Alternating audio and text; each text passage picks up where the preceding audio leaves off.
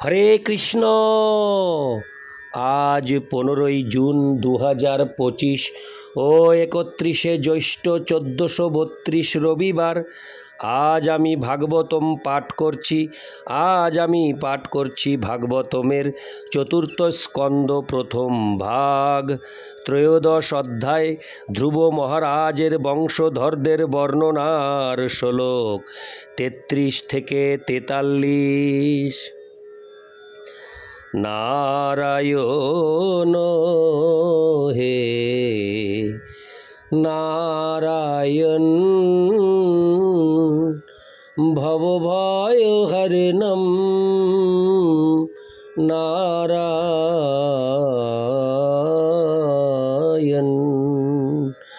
শ্লোক 33।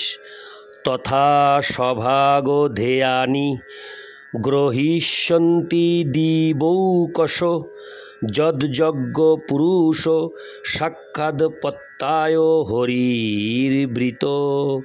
অনুবাদ: যখন যজ্ঞ পুরুষ হরি আপনার পুত্র লাভের বাসনা পূর্ণ করার জন্য আমন্ত্রিত হবেন, তখন সমস্ত দেবতারা তার সঙ্গে আসবেন এবং তাদের যজ্ঞ ভাগ গ্রহণ করবেন।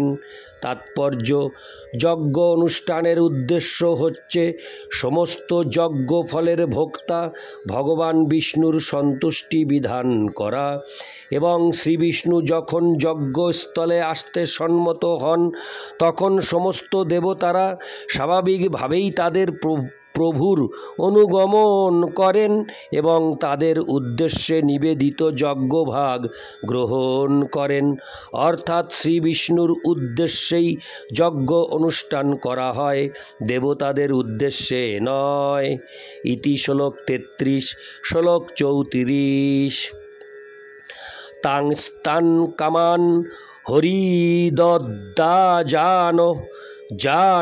কাময়তে জন আরাধিত যথৈবৈষ তথা পুংসাং ফলোদয়।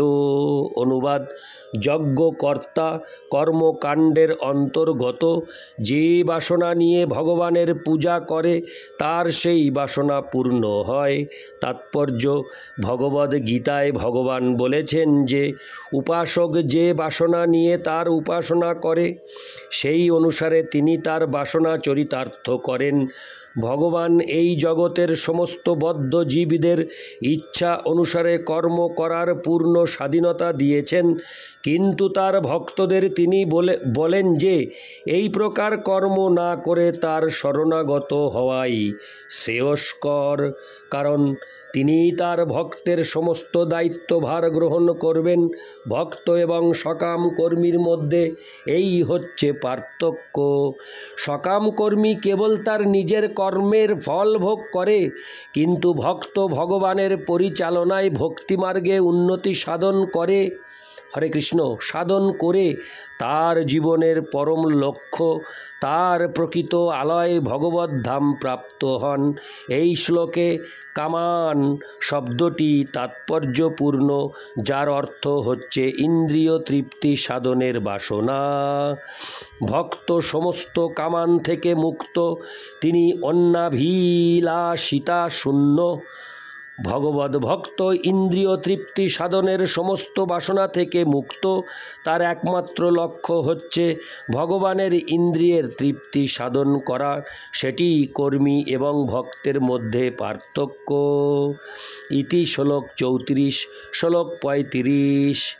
ইতি ব্যবসিতা বিপ্রাস্তস্য রাজ্ঞ প্রজাতয়ে পুরোড্ডাসং নিরবপন শিপিবিষ্টায় বিষ্ণবে।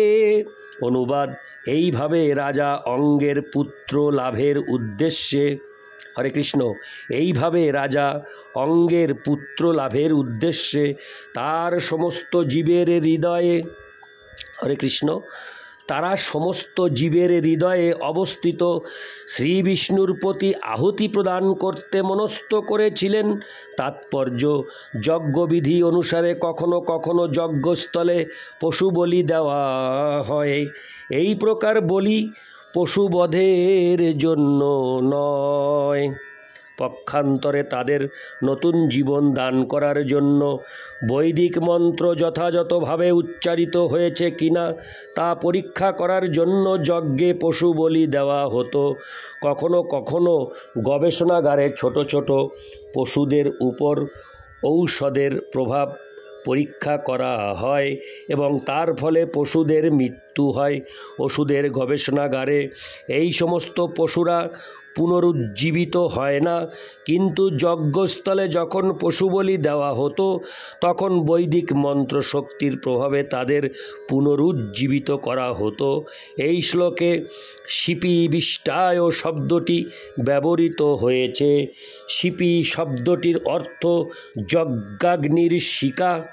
যজ্ঞাগ্নিতে যখন আহুতি নিবেদন করা হয় তখন অগ্নিশিখা রূপে ভগবান তাতে অবস্থান করেন। ভগবান বিষ্ণু তাই শিপিবিষ্ট নামে পরিচিত। ইতি শ্লোক 35। শ্লোক 36।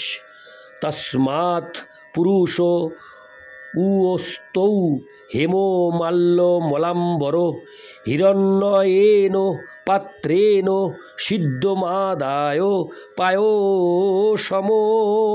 অনুবাদ: যজ্ঞে আহুতি দেওয়ার মাধ্যমেই যজ্ঞাগ্নি থেকে সুবর্ণ মাল্য ভূষিত এবং শ্বেত বস্ত্র পরিহিত এক পুরুষ আবির্ভূত হলেন। তিনি একটি স্বর্ণপাত্রে পায়েস নিয়ে এসেছিলেন। ইতি শ্লোক 36। শ্লোক 37। সবিপ্রানুমত্ত। হরে কৃষ্ণ। সবিপ্রানুমত রাজা গৃহীতাঞ্জলিনৌদনম অবঘ্রায় মুদা যুক্ত প্রাদাৎপত্তা উদারধি। অনুবাদ: রাজা ছিলেন অত্যন্ত উদার এবং ব্রাহ্মণদের অনুমতি নিয়ে তিনি অঞ্জলিবদ্ধ হয়ে সেই পায়েস গ্রহণ করেছিলেন এবং তার ঘ্রাণ গ্রহণ করে তিনি তার পত্নীকে তা প্রদান করেছিলেন। তাৎপর্য: এই প্রসঙ্গে উদার ধি শব্দটি তাৎপর্যপূর্ণ। রাজার পত্নী সুনীতা সেই আশীর্বাদ গ্রহণের যোগ্য ছিল না, তবুও রাজা এতই উদার ছিলেন যে কোনো রকম দ্বিধা না করে তিনি যজ্ঞ পুরুষ থেকে প্রাপ্ত সেই পায়েস তার পত্নীকে দিয়েছিলেন। নিঃসন্দেহে সব কিছুই ঘটে পরমেশ্বর ভগবানের পরিকল্পনা অনুসারে। পরবর্তী শ্লোকগুলির মাধ্যমে দেখা যাবে যে সেই ঘটনাটি রাজার পক্ষে অনুকূল হয়নি। রাজা যেহেতু অত্যন্ত উদার ছিলেন, তাই জড় জগতের প্রতি তার বিরক্তি বর্ধন করার জন্য ভগবান চেয়েছিলেন যে রানীর গর্ভে এক অত্যন্ত নিষ্ঠুর পুত্রের জন্ম হোক, যার ফলে রাজাকে গৃহত্যাগ করতে হয়। পূর্বে উল্লেখ করা হয়েছে যে ভগবান বিষ্ণু কর্মীদের বাসনা পূর্ণ করেন, কিন্তু তার ভক্তদের বাসনা তিনি ভিন্নভাবে পূর্ণ করেন, যাতে ভক্ত ধীরে ধীরে তার কাছে ফিরে আসতে পারে। সেই কথা ভগবদ্ গীতায় প্রতিপন্ন হয়েছে। দদামি বুদ্ধি যোগং তং যেন মামুপজান্তি তে। ভগবান তার ভক্তকে ক্রমশ পারমার্থিক উন্নতি সাধন করার সুযোগ দেন, যাতে তার ভক্ত ভগবদ্ ধামে তার কাছে ফিরে আসতে পারেন। ইতি শ্লোক 37। শ্লোক 38। সা তৎপুংসবনং রাজ্ঞী প্রাশ্য বৈ পত্তুরাদধে গর্ভং কাল উপাবৃত্তে কুমারং শুশুবেহ প্রজা। হরে কৃষ্ণ। শুশুবেহ প্রজা। অনুবাদ: পুত্রহীনা রানী সুনীতা পুত্রোৎপাদক সেই পায়েস ভক্ষণ করে তার পতির সাহচর্যে গর্ভবতী হন এবং যথাসময়ে এক পুত্র প্রসব করেছিলেন। তাৎপর্য: দশবিধ সংস্কারের মধ্যে একটি হচ্ছে পুংসবনম। এই সংস্কারে পত্নীকে ভগবানের প্রসাদ দেওয়া হয়, যাতে পত্নীর সঙ্গে হরে কৃষ্ণ যাতে পতির সঙ্গে সহবাসের ফলে তিনি গর্ভবতী হতে পারেন। ইতি শ্লোক 38। শ্লোক 49। সবাল এব পুরুষ মাতামহনুমব্রত অধর্মাংশোদ্ভবং মৃত্যুং তেনাববদ ধার্মিক। অনুবাদ: সেই বালকটির জন্ম হয়েছিল আংশিকভাবে অধর্মের বংশে। তার মাতামহ ছিল সাক্ষাৎ মৃত্যু এবং সে তার মাতামহের অনুগত হয়েছিল। তার ফলে সে অত্যন্ত অধার্মিক হয়েছিল। তাৎপর্য: সেই শিশুটির মাতা সুনীতা ছিল মৃত্যুর কন্যা। সাধারণত কন্যা পিতার গুণ প্রাপ্ত হয় এবং পুত্র মাতার গুণ প্রাপ্ত হয়। অতএব এক বস্তুর সমান অন্য বস্তুগুলিও পরস্পর সমান। এই স্বতঃসিদ্ধ প্রমাণ অনুসারে রাজা অঙ্গের পুত্র তার মাতামহের অনুগামী হয়েছিল। স্মৃতিশাস্ত্র অনুসারে ছেলেরা সাধারণত মাতুলালয়ের নিয়মের অনুগামী হয়। নরানাং মাতুল ক্রম কথাটির অর্থ হচ্ছে যে শিশু সাধারণত মাতার পরিবারের গুণাবলী অনুসরণ করে। যদি মাতৃকুল দুশ্চরিত্র অথবা পাপী হয় তাহলে সৎ পিতার পুত্র হওয়া সত্ত্বেও মাতৃকুলের শিকার হয়। বৈদিক সংস্কৃতি অনুসারে তাই বিবাহের পূর্বে পাত্র এবং কন্যা উভয়েই বংশের তালিকা বিচার করা হয়। জ্যোতিষ গণনা অনুসারে যদি মিল হয় তাহলে বিবাহ অনুষ্ঠান হয়, কিন্তু কখনো কখনো হরে কৃষ্ণ কখনো কখনো যদি সেই গণনায় ভুল হয় তাহলে গার্হস্থ্য জীবন নৈরাশ্যজনক হয়। এখানে বোঝা যায় যে সুনীতা রাজা অঙ্গের সুপত্নী ছিলেন না, কারণ তিনি ছিলেন মৃত্যুর কন্যা। কখনো কখনো ভগবান তার ভক্তকে এমন এক পত্নী প্রদান করেন যার ফলে তার জীবন দুর্বিষহ হয়ে ওঠে। ভগবান তার ভক্তের জন্য এই প্রকার আয়োজন করেন যাতে ভক্ত ধীরে ধীরে তার পত্নী ও গৃহের প্রতি বিরক্ত হয়ে পারমার্থিক জীবনে উন্নতি সাধন করতে পারেন। এখানে দেখা যায় যে ভগবানের আয়োজন অনুসারে রাজা অঙ্গ এক পুণ্যবান ভক্ত হওয়া সত্ত্বেও সুনীতার মতো কুপত্নী এবং তারপর বেনের মতো এক কুপুত্র লাভ করেছিলেন, কিন্তু তার ফলে তিনি সংসার বন্ধন থেকে সম্পূর্ণরূপে মুক্ত হয়ে ভগবদ্ধামে ফিরে যাওয়ার জন্য গৃহত্যাগ করেছিলেন। ইতি শ্লোক 39। শ্লোক 40। সরাসনমুদ্যম্য মৃগয়ুর্বনগোচর হন্ত সাধুর্মৃগান দীনান বেনোহ সাবিত্তরৌজ্জন।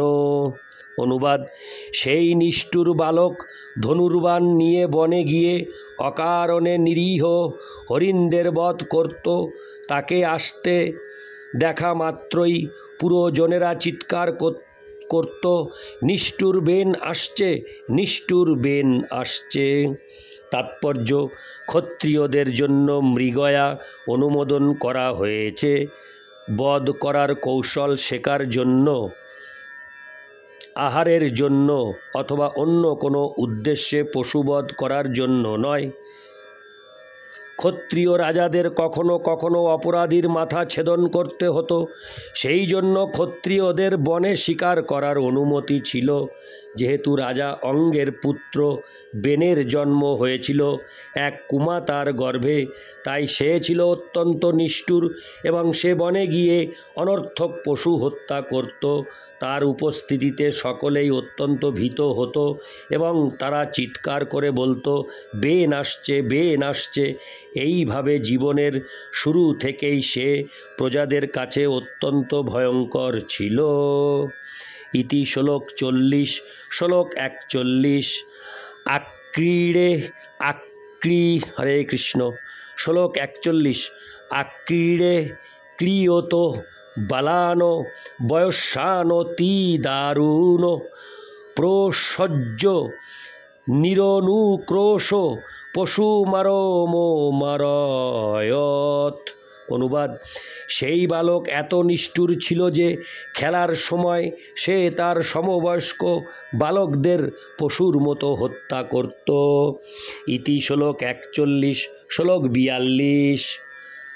তং বিচক্ষ খলং পুত্রং শাসনৈর্বিবিধৈর্নৃপ যদা ন শাসিতুং কল্প ভৃশমাসিত সুদুর্মনা। অনুবাদ: রাজা অঙ্গ তার পুত্র বেনের নিষ্ঠুর ও নির্দয় আচরণ দর্শন করে তাকে সংশোধন করার জন্য নানা প্রকার দণ্ড দিয়েছিলেন, কিন্তু তা সত্ত্বেও তিনি তাকে সৎ পথে নিয়ে আসতে সক্ষম হলেন না।